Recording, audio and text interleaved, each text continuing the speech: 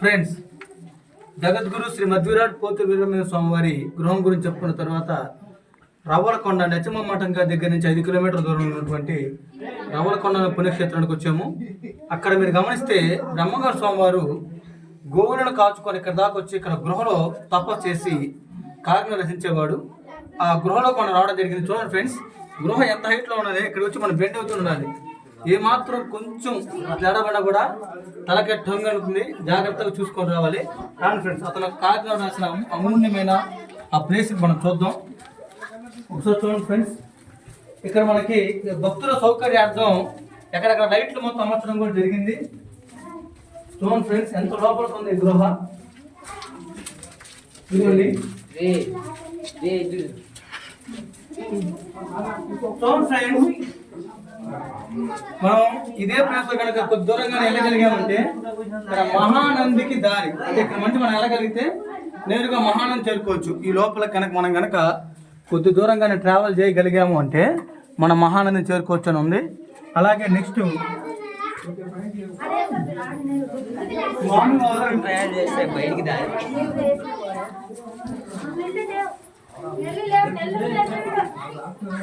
Friends, స్వామివారు కాకినాడ రాసే అమూల్యమైన సంఘటన జరిగేటప్పుడు ఇక్కడికి వచ్చినప్పుడు మొదటిగా ఒక దైవకార్యం మనం చేయాలంటే స్నానం చేయాలి. అందుకని స్వామివారు ఇక్కడ చిన్న కొలంలా గుంటలాగా ఏర్పాటు చేస్తున్నాడు. అప్పట్లో ఇందులో నీళ్లు ఉండేవి. ఇదిగో తడి కూడా మనకు కనపడుతుంది. ఆ తడి కూడా ఈ నీటిలో ఆయన స్నానం చేసి నీట్గా ఎక్కడ దగ్గరలో ఉన్న ఒక వినాయక స్వామి విగ్రహం మాదిరి ఒక రాయి ఉంటుంది.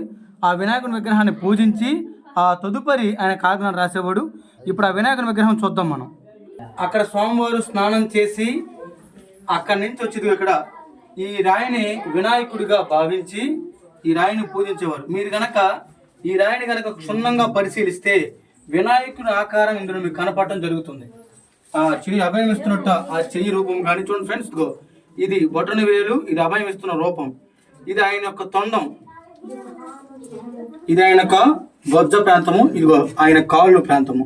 ఈ విధంగా ఆయన మరో చెయ్యి ఇది, ఈ విధంగా ఆయన కిరీటము ఇది. ఈ విధంగా వినాయకుడు స్వామి వారిని పూజించి వినాయకుడు నమస్కారం చేయాలి. హిందూ మతాలలో వినాయక స్వామికి ఉన్నత ప్రాధాన్యత, ఆదిదేవుడిగా కొలుస్తారు.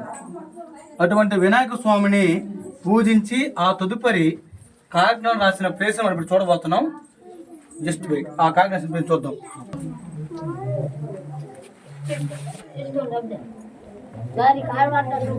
ఇదిగోండి, బ్రహ్మంగారు స్వామి కాలజ్ఞానం రాసిన దివ్యమైన ప్రదేశం. ఇక్కడ రాసింది కాకినాడ. ఎక్కడ ఆయన రాసింది కాకినాడ.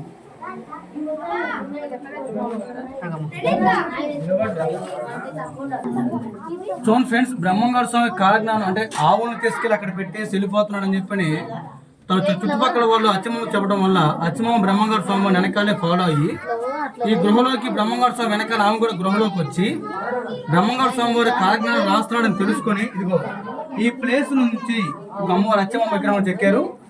ఇక్కడ నుంచి అచ్చమ్మ దేవి గారు కాలజ్ఞానం రాస్తున్న బ్రహ్మంగారు స్వామిని అక్కడ చూపించు, అక్కడ అటుపక్క చూపించు. ఆ బ్రహ్మంగారు స్వామి వారిని ఈ ప్లేస్ చూడటం జరిగింది. ఒకసారి ఎక్కడి నుంచి ఎంత స్పష్టంగా కనపడుతుంది ఆ ప్లేసు అక్కడికి. సో అచ్చమ్మ దేవి గారు ఆ బ్రహ్మంగారు స్వామి ఈ విధమైన ప్లేస్ ఎంచుకొని సాధారణ మానవుడు కాదు, ఈ ప్లేస్ లో కాకినాడ రాస్తున్నాడు గొప్ప విషయం అని చెప్పి ఇదిగో చేతులు జోడించి ఆ తల్లి బ్రహ్మంగారు స్వామి నమస్కరిస్తున్న మూర్తిని కూడా ప్రతిష్ఠించారు. సేమ్ ఇదే పొజిషన్ లో ఎక్కడి నుంచో ఆయన చూసింది.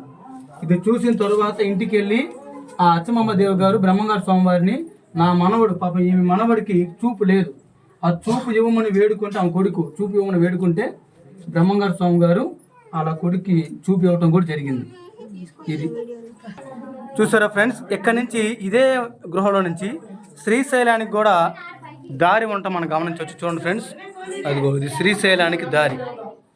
ఈ దారిలో కొంత దూరం కనుక మనం కనుక కొద్దిగా దూరం కొంచెం ట్రావెల్ అయ్యామంటే అదిగో ఇటు నుంచి ఆ ఒక గోడ కనపడుతుంది కదా, ఆ గోడ దాటిన తరువాత అది ఇటు పక్క ఒక చిన్న గృహలాగా ఉంటుంది. లోపలికి వెళ్ళే కొద్దిగో ఈ గృహలో నుంచి శ్రీశైలానికి దారి ఉంటుంది ఫ్రెండ్స్. శ్రీశైలం సాక్షాత్తు ఈ గృహలో నుంచి శ్రీశైలానికి దారి. ఎన్నో మహాపుణ్యక్షేత్రాల యాగంటికి అలా ఎన్నో పుణ్యక్షేత్రాలకి ఇక్కడి నుంచి దారుండి.